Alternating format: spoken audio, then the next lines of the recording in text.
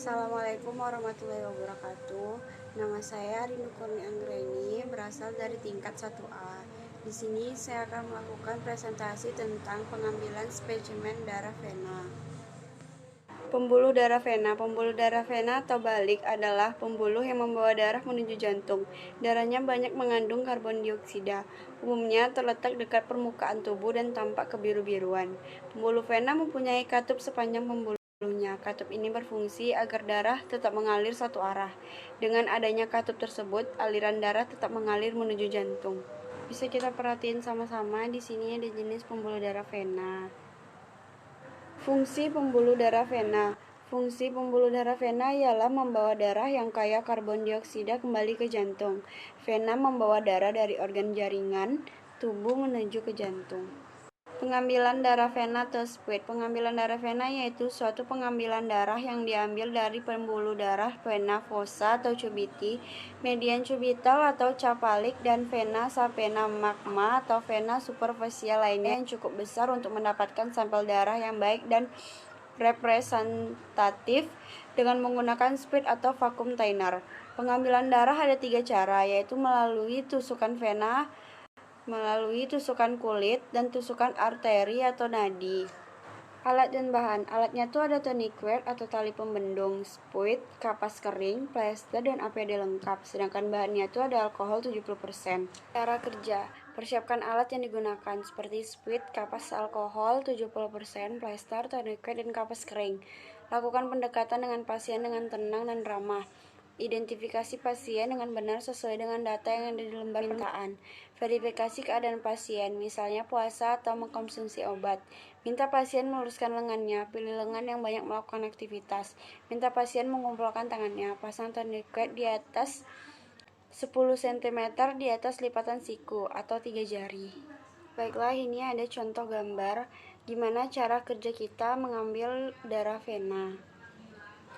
Pengambilan darah vena dengan vakum. Tabung vakum pertama kali dipasarkan oleh perusahaan ASBD atau Becton Dickinson di bawah nama dagang Vacutainer. Jenis tabung ini berupa tabung reaksi yang hampa udara, terbuat dari kaca atau plastik. Ketika tabung dilekatkan pada jarum, darah akan mengalir masuk ke dalam tabung dan berhenti mengalir ketika jumlah volume tertentu telah tercapai. Di sini ada gambar jenis-jenis tabung vakum. Jarum yang digunakan terdiri dari 2 buah jarum yang dihubungkan oleh sambungan berulir. Jarum pada sisi arterior digunakan untuk menusuk vena, dan jarum pada sisi posterior ditancapkan pada tabung. Jarum posterior diselubungi, memudahkan pada saat mendorong tabung menancap pada jarum posterior. Keuntungan dan kekurangan pengambilan darah dengan vakum menggunakan metode pengambilan ini adalah tidak perlu membagi-bagi simpel darah kepada beberapa tabung.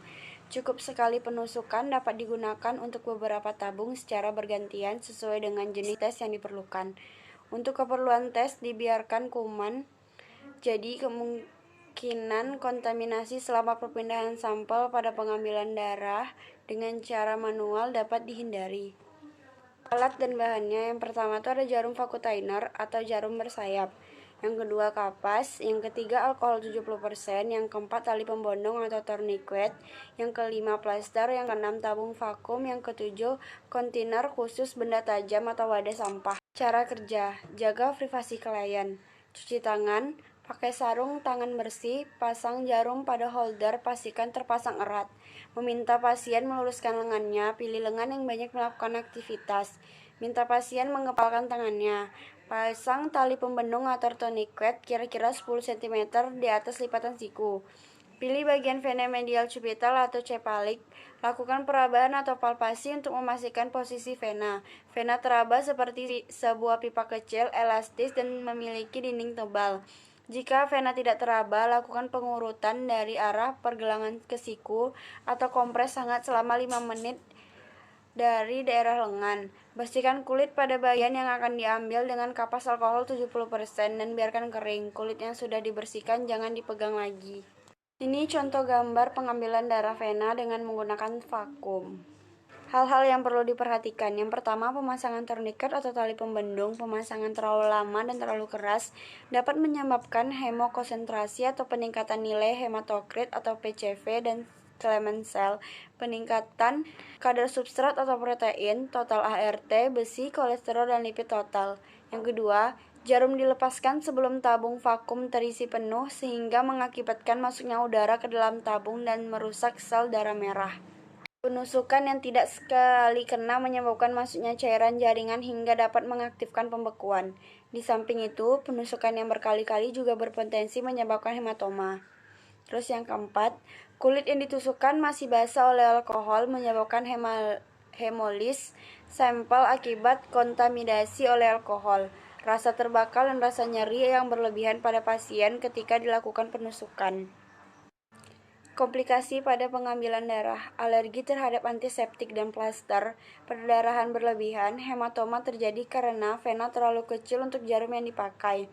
Jarum menembus seluruh dinding vena, jarum hanya menembus sebagian vena, jarum dilepaskan pada saat tourniquet masih dipasang. Penekanan yang tidak adekuat, muntah, nyeri, kerusakan vena, kerusakan saraf, terambilnya darah arteri, patekie, vena kolaps, aliran balik, antikoagulan. Sekian presentasi dari saya. Kalau ada kekurangan atau kelebihan atau salah kata, mohon dimaafkan. Assalamualaikum warahmatullahi wabarakatuh.